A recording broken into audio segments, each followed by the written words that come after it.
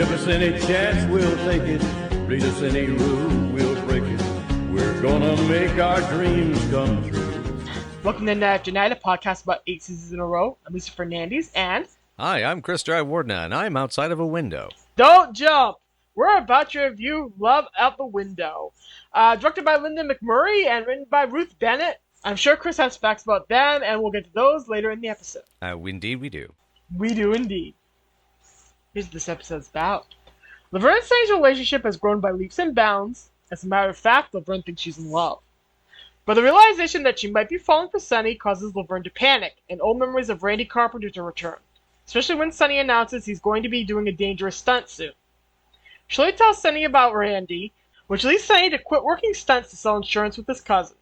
Unfortunately, the spark in Laverne and Sonny's relationship goes kaput, and Sonny has to work long hours and isn't truly happy behind the desk. Can Laverne let go of her fears and realize Sonny's meant to risk his life and limb for the greater good? Elsewhere, Shirley's artistic ambitions interfere with her love life, and quite nearly her health, and Lenny and Squiggy try to sue a tree for running into their car. What do you think about this episode? Well, before we get started on anything else, I need to mention that I love that there were cameos from the parents of the Goodfeathers from Animaniacs at the third act of this episode. Very, very powerful performances, incredible stunt work from those pigeons. Yes, this was Avant-garde. But jokes aside, this was a good episode. I enjoyed it. It's one of those, I didn't love it. It was where, because I know this batch of episodes had another sort of like good but not great sort of vibe for me, and so, in varying degrees. And so this was definitely one of those. I will say Sonny's great. Yeah. Sonny is great. Ed's performance of him is great. I see why a lot of people like Sonny, and I'm bummed this wasn't the start of him remaining on the show. Yeah. You can tell this is what they were setting up. Unfortunately, real life is about to interfere. We will get to that in To Tell the Truth, which is Sonny's final episode on the show. For me, this is a good old-fashioned middle-level episode. There's some great stuff with Laverne and Sonny's relationship, with the callbacks to Randy, which is a really nice use of show history. Mm-hmm. Oh, yeah. Really great that they actually use this and bring it up. And it's part of Laverne's psychological landscape. And the fact that they remembered that is aces. Yep. I'm so glad that they used this and used it to a very great advantage for this episode. I love Shirley's desperate attempt at trying to be an artist. That's very her. And it's very my mom. It's very much like the perfectionist element, and it's her. I keep saying Shirley's like my mom, and yes, my mother is a painter. So yeah. Mm-hmm. I know your mom's a painter, so then you said that you kept going, oh my God, Shirley, why are you my mom? We're watching this the first time. That was exactly I was like, oh dear. But it's very, very her, after Beatnik's show, her multiple times trying to act. She's going to be a playwright later in the season. Ooh. It's very Shirley to appreciate the arts, be into the arts, try to be a part of the arts. So this is a very good plot twist for her, I think. I think so, yeah. That's actually one thing to point out about this episode is that even though I think the execution of the main plot hook is, kind of disjointed, the development really of the core three characters in the episode is fantastic. Shirley gets a lot of good material, Sonny gets some great material, and Laverne gets great material. Yeah. That core center of it is really excellent. It's really excellent. It's one of the first episodes where we get to see Ed Marinaro really step out as an actor. And he does a good job. He acquits himself very well.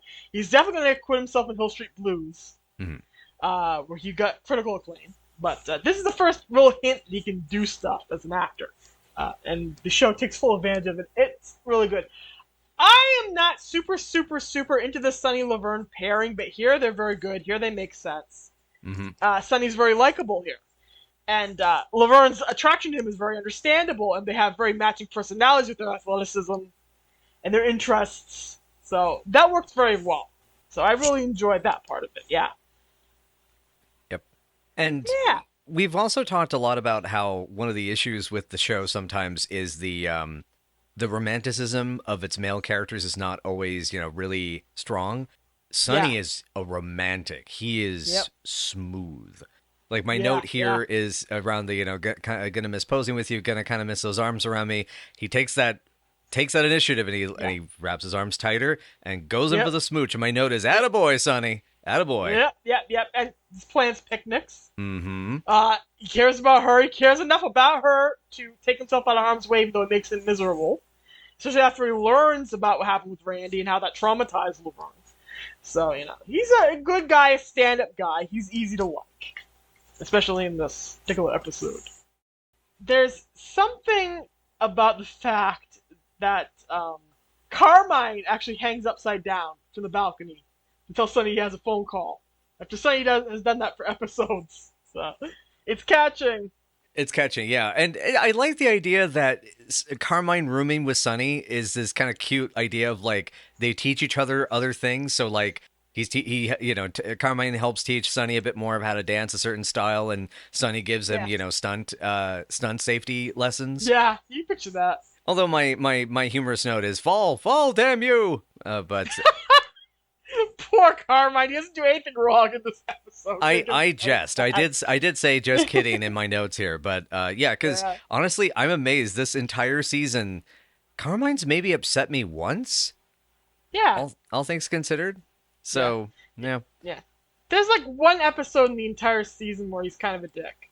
It's just one single episode. It's coming up. We haven't seen it yet as of this recording, but yeah, you'll probably be annoyed with him at least. What was the one time you've been annoyed with him so far in the whole season? I'm trying to remember. I know it was at some point in the first 5 or 6 episodes. Yeah. I can't remember what. It'll come back to you eventually. Anyway, I did make note of how sweet the first two scenes in this episode are. With Shirley explaining everything to Sonny, with the cute little flirtation, and then with Frank trying to comfort Laverne at Cowboy Bill's. Both of those are real nice. Really nicely done. Very cute. Pop was excellent. I mean, that whole conversation. It's like, what a father's for, And he's trying to be helpful. It's not super helpful, but he's trying. The whole, he's trying. Yeah, because it's like he explains the whole like, you remember when we moved to Milwaukee? You remember you were real sad, and then I said, "Don't worry about it. Everything's gonna be fine. Everything's gonna be fine." See? Oh, so cute. That's a nice flashback to the past too. Mm-hmm. Lover's, you gonna buy me a car? No, you didn't take care of the bicycle. No. What happened to the girls on the car? We'll never know. Oh God. Yeah, we figured probably broke at some point between season 5 and 6, right? Is kind of what we figure. Yeah, somewhere in that big void of time where we time skip into the mid-60s. Yeah. So, what do we think about Shirley blurting this out to Sonny? It's incredibly Shirley, especially because because Shirley is also interesting in that when she gets very focused on certain things, in this case, like her art, she kind of tunnel visions. And so some of her kind of other tact sort of kind of goes the wayside. And so I was intrigued by how well that actually comes out. The other thing also is Sonny has integrated into their circles so effectively and so smoothly. Like, it's almost as if he should know this by now. And that's where, like, Shirley's like, oh, yeah, like, he really should know about this. And then she and I also like that it's done in a way that is like, Laverne should be the one to tell you this, but I'm worried Laverne's not going to. And sort of like, there's an element of friendship there that I thought was really effective. Yeah. She's kind of protecting Sonny from Laverne's inexplicable moods, and she's kind of protecting Laverne from her own worst qualities. So it's a really nice moment. It's really nice in its own way. Of course, Laverne's mad at her when she finds out later on that Shirley's finally spilled these beans because they're not her beans to spill. Artist model Carmine. This reminds me of Milwaukee era Carmine. Yes. Where he's taking horseback riding lessons to impress Shirley. Mm-hmm. And in spite of himself, he is sitting there in those tights, in a diaper, posing as Cupid just to make her happy. Mm-hmm. That's him at his best. It's really him at his best, I think. Yeah. Also, before we get too far ahead, Boo Boo Kitty getting their portrait done. Yeah, so cute. That portrait and that portrait of Laverne will be in the background on the wall of the apartment over the next 3 seasons. So keep an eye out for it. It moves around, but it's still there. Excellent. Glad to hear. Yeah, I need to clip and gif that moment. Take 5, boo boo, with Yes. the snap of the fingers. Yeah, take 5. It's so good. I love the way she continues to treat Boo Boo Kitty like a real human being, even though she's almost 30 and all of her friends drag her for it mercilessly. Just merciless, absolutely merciless. So at this point, enter the boys. Well, first we have to see Sonny in a suit, actually. Oh yeah, Sonny in a suit. Sonny trying to be a professional guy. It's kind of like one of those sacrifices. How much of yourself would you sacrifice for a romantic partner? Is a good question to pose at this point. At this point, I mean, I know in my experience, I've come to a point in my life where, because there used to be a time when I used to think I would give up filmmaking for the girl that I was in love with, and then I began to realize, yeah, she wouldn't want me to do that. Yeah. And I know, like with you, that like you and I, that like there is, if we weren't ourselves, like there's things that we hope change for the better, but we don't want each other to let go of who we are. So I feel like. Go ahead. Sorry. I was just gonna say, I think the older I've gotten, the less likely I am, the more like confident I am. That's like, if they can't deal with me doing this or doing that, then this unfortunately is just, as a relationship, isn't going to work. Yeah. For me, it's like if you asked me to stop writing, you'd be out the door. You know what I mean? Yeah. It's like one of those intrinsic parts of who I am. If you'd ask me to change it, I would go, no. Yeah, and you're, well, the good news is that your writing and your books are excellent, and so you're never going to have me ask you that. There you go, ding ding. Ding ding. It's like there are certain parts of a person that should never be muted, should never be, transmogrified just to please another person. It could be, the way you look. It could be something you really love or something that's really important to you. It could be any of those things. And an adult relationship is about learning how to talk about those things, work around those things. And part of also growing up is being able to know when it's time to let something go and not be constantly trying to, make things revert to, or convert to the way you wish them to be or how you perceive them. Yeah. And what's interesting about Sonny's actions is that he's doing this preemptively. She's never asked him to. He's doing this because he's afraid that he's going to lose her if he keeps taking these risks.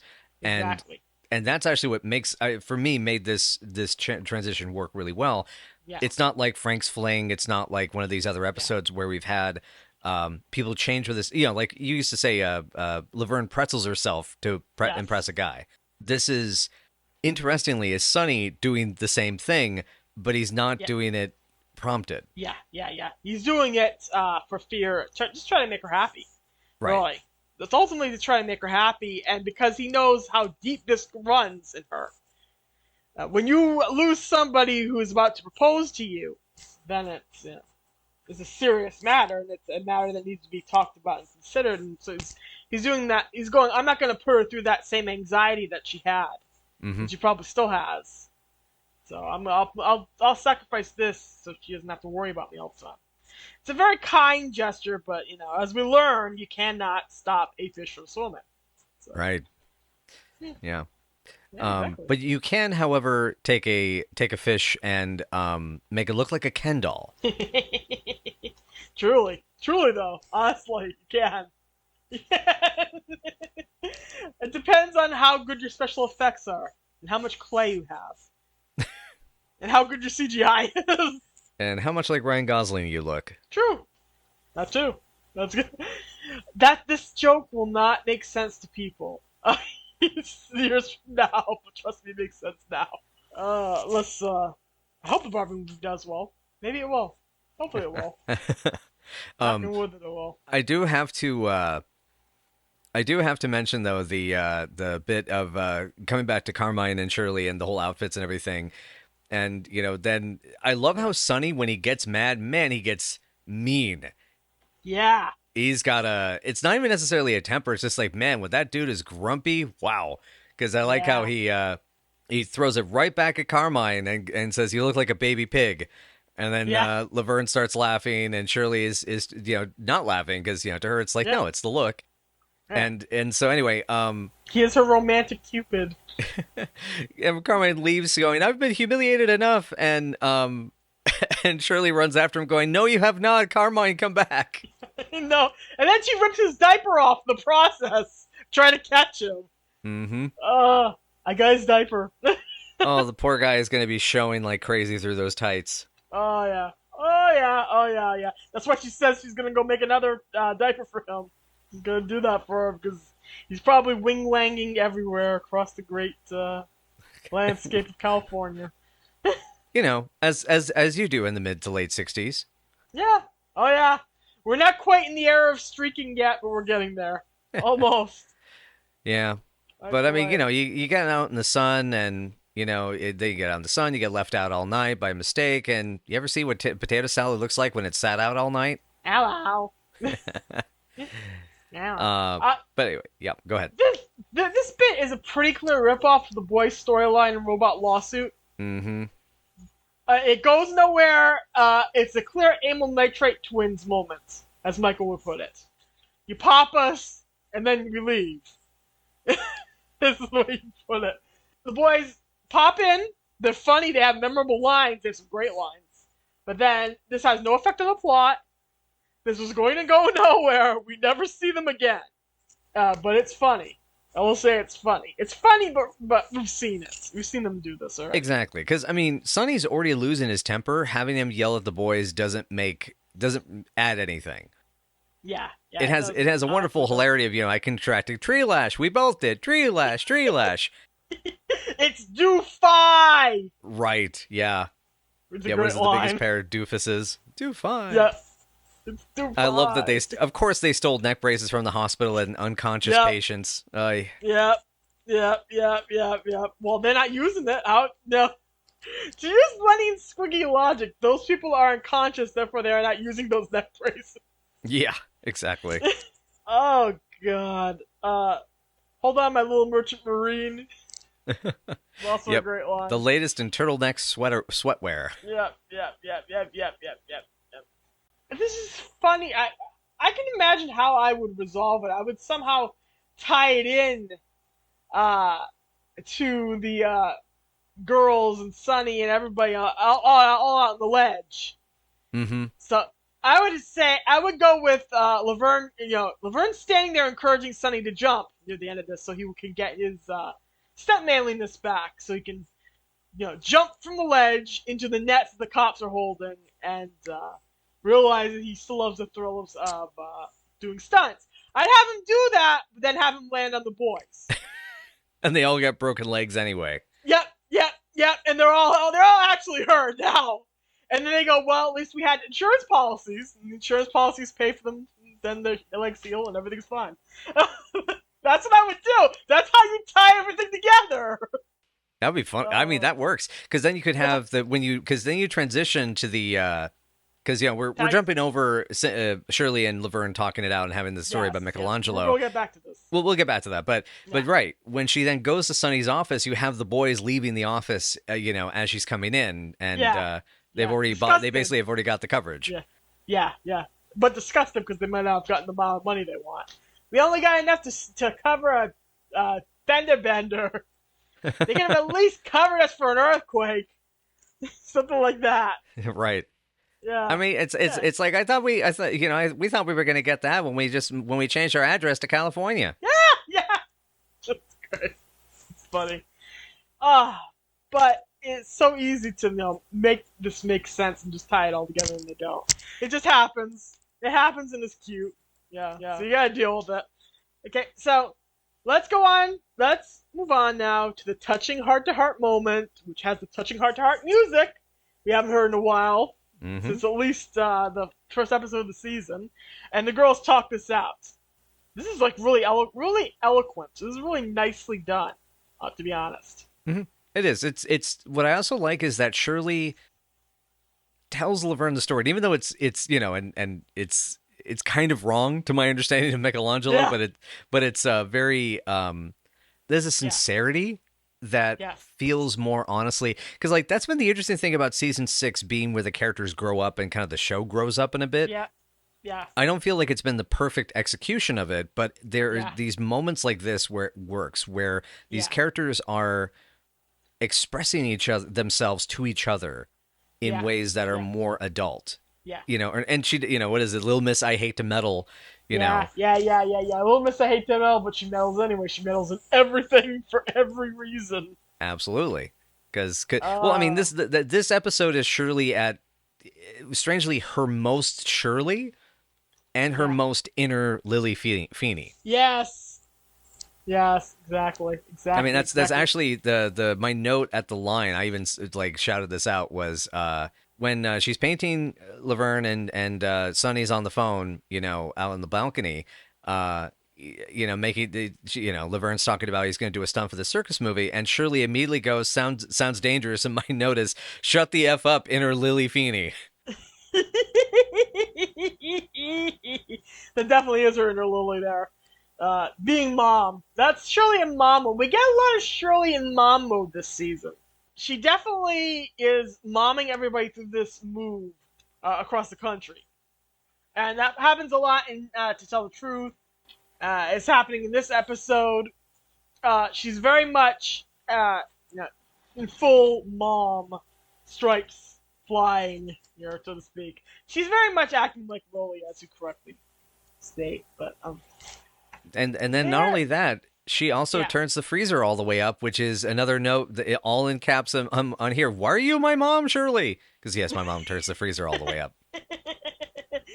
She's just gotta keep being your mom. That's gonna be the problem. God, I'm gonna meet Cindy someday. I'm gonna introduce her to my mom, and it'll be like looking in a mirror, but not. Oh goodness. Oh jeez. I can imagine this. Oh my gosh.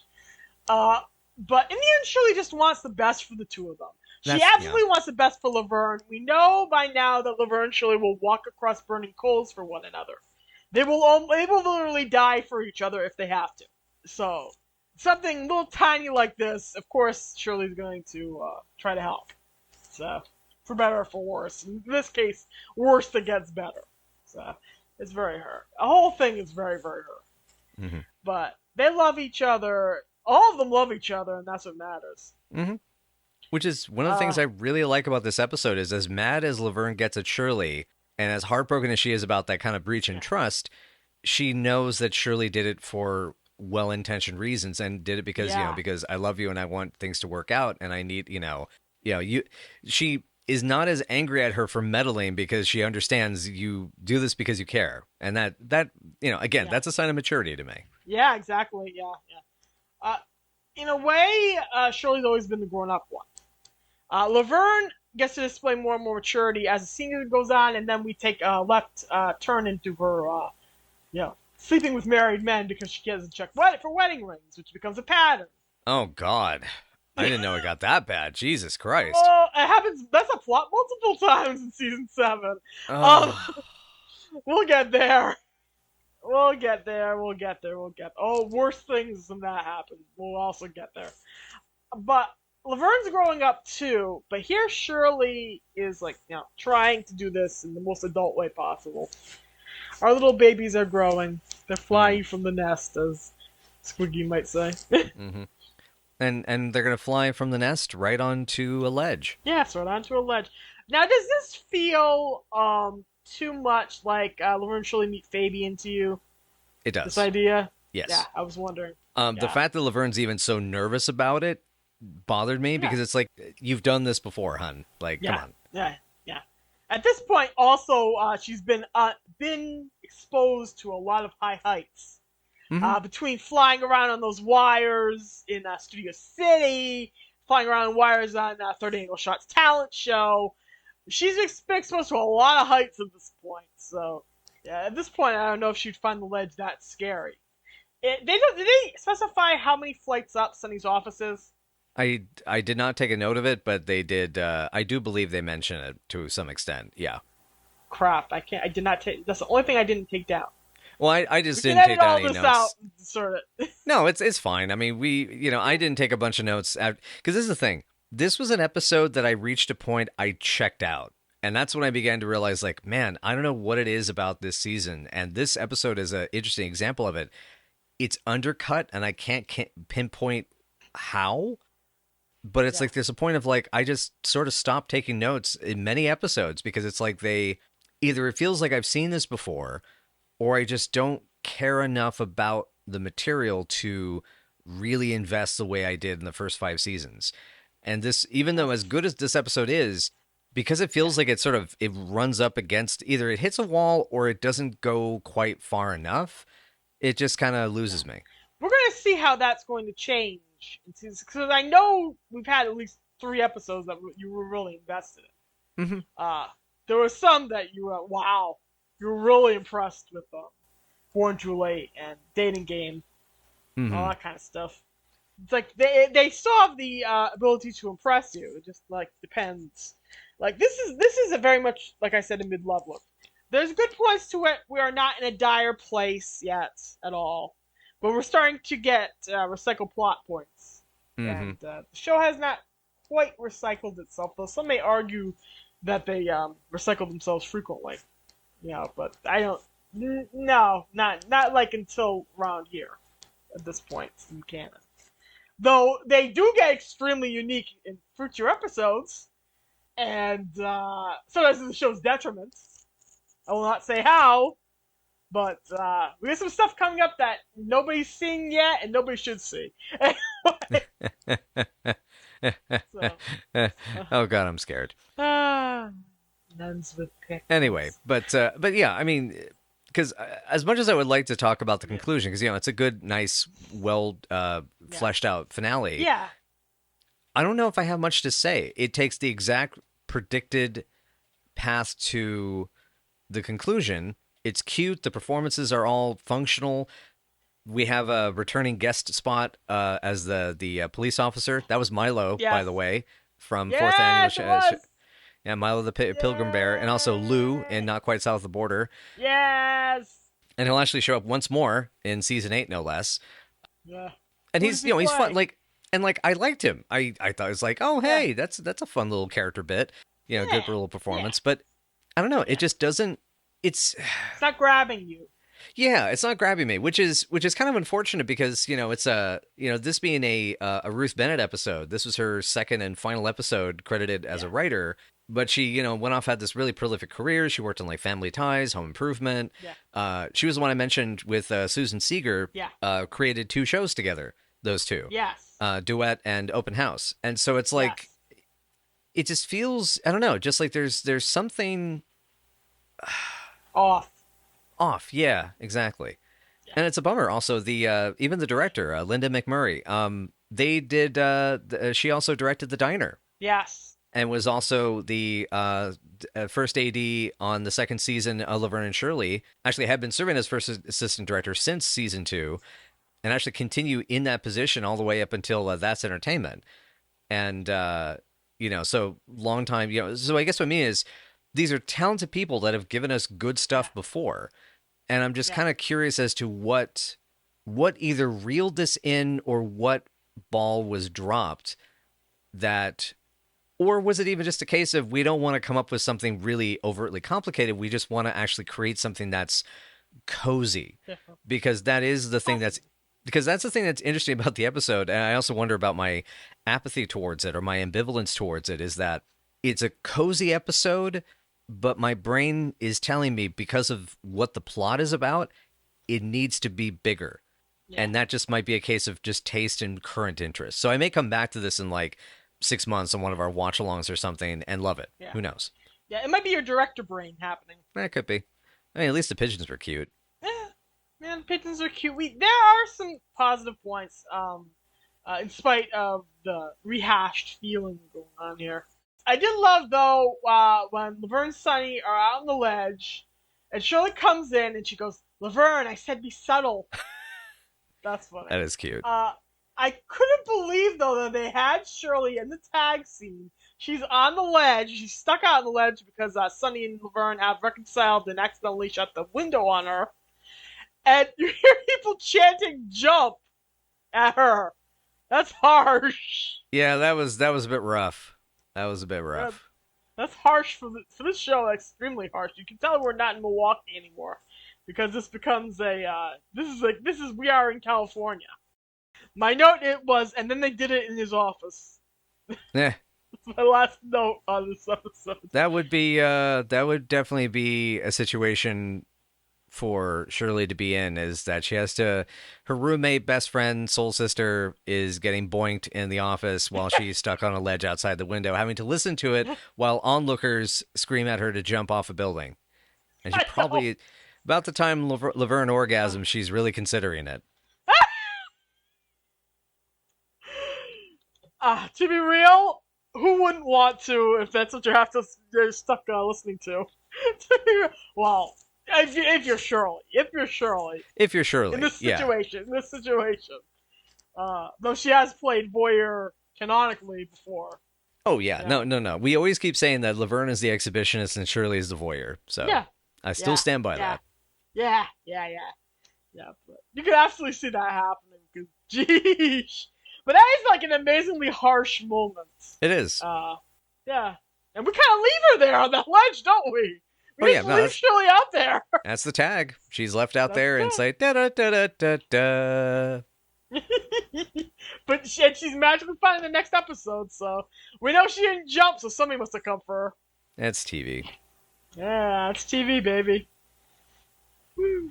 Anyway, Yeah. yeah. So that's kind of it for my notes. I mean, well, Yeah, the mine only too. other thing I want to make sure I mentioned was Penny was also really cute on the ledge. Her and Sonny's performance on the ledge is very adorable.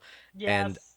the line from the talk about Michelangelo's first brick wall bore a striking resemblance to the Virgin Mary and the sweet baby Jesus. Yes, exactly. Oh my lord. Oh goodness. And that's how you get to become a good feather. That's how you get Yes. to become a good feather. So Oh, what are you? God. Yeah. So yeah, like, is there any other notes you have? Any other thoughts? No, I don't have any other notes. I don't have any other notes for this one. It's a very smooth mover, and there's not a lot of other like little background details. But like I said, this is like a mid-leveler to me. Yeah. So what are you ranking it then? Ooh, 6-ish. No, 5.6. This is right in the middle of the pack. It's got some good stuff in it. The stuff for the boys is very funny, even if it's a retread. The Sonny and Laverne stuff is very nice. Shirley is very funny in her artiste mode. But I'll be darned if this isn't. This episode is completely unnecessary in a lot of ways. We don't. When they wrote it and they produced it, they didn't know it was going to be unnecessary because they did not know Ed Marinaro was going to be out the door. But in hindsight, within the package of reruns, within the show's continuity, it's not a very necessary episode. Though it is great to watch them revisit everything that happened with Randy in a significant way. If it had been addressed in another way, with another boyfriend, even, in a way, maybe I'd rank this a little higher. It's not a bad episode. It's just kind of a little bit of a repetitive one. Right? Yeah, 6.2, I think. Yeah. It's good. It's okay. It's okay. It's not bad. Where are you going? I'm going for just a flat 6, I would say. I part of it is, hey, listen, I hated decimals in school, so I ain't doing that decimal stuff. Decimals are for versions of programs, and not for rank. I jest, but anyway. But the thing about the episode, I guess I did enjoy, is I loved all of the characters in it. I enjoyed everybody. Even the boys being annoying and doing their bit is made better by the fact, as you pointed out, the bits, the lines they say are hilarious. One note I have here actually about Carmine. He's become like relatable and lovable in a way. Like, I don't want him to Yes. suffer anymore. Good. I think it's because of the fact that like the girls, Carmine has had this point where his luck has run out. And so Yeah. he's no longer the handsome, pretty boxer boy. He is now somebody who is like, he's struggling, the same as everybody. Yeah. This gets addressed in the several episodes. Yeah. So It's going to be addressed soon.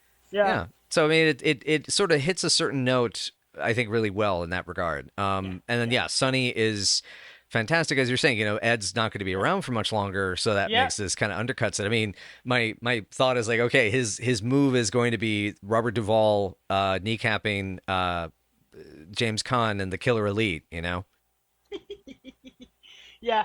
You can actually picture Sonny getting like good work on a Hawaii Five-0 kind of series. So he has to be in Hawaii, and absence doesn't make the heart grow fonder, and Laverne kind of spins out into that late 60s way, where she's just like trying everything that California has to offer.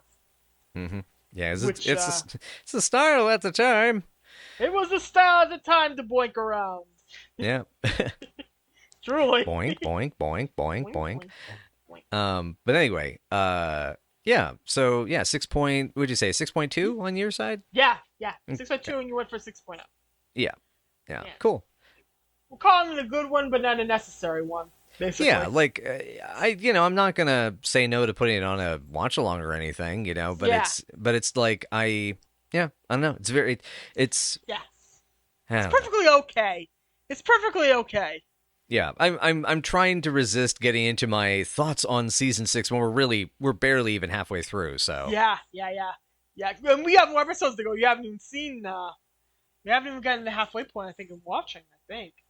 In watching we have gone to the halfway point. We haven't gotten there in reviews, and I think we have one more disc of the DVD to go. Right? Yes, indeed. That's correct. Yeah. Cool.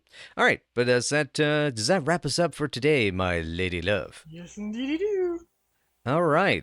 Well, thank you everyone so much for joining us once more for Night After Night.